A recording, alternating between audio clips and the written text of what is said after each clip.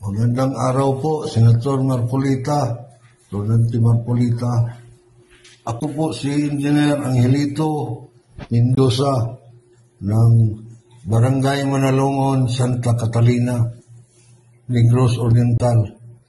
Isa po akong maliitang kontraktor at may dalawang quarry area operator.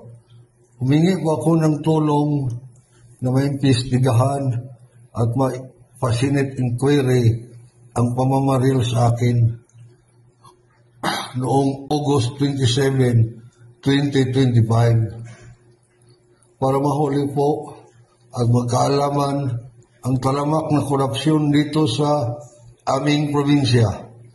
Isa po akong witness sa kasong sinampa ni Kitty Torres sa aming gobernador na si Chaco Sagarbarria at mga tauhan niya dahil sa korupsyon, extortion at operation. Mahigit 3 taon na kaming iniipit nila. Bago nangyari ang pamamaril sa akin, nakapile na po ako sa National Bureau of Investigation sa Manila, at saka sa National Office of the Ombudsman, Visayas.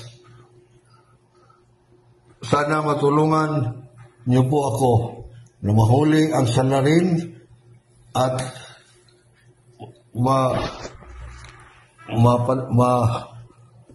bigyan niyo po ako ng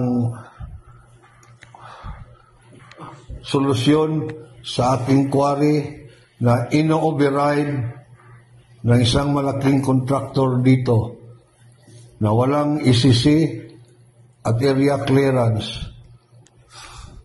Maraming salamat po, Senador.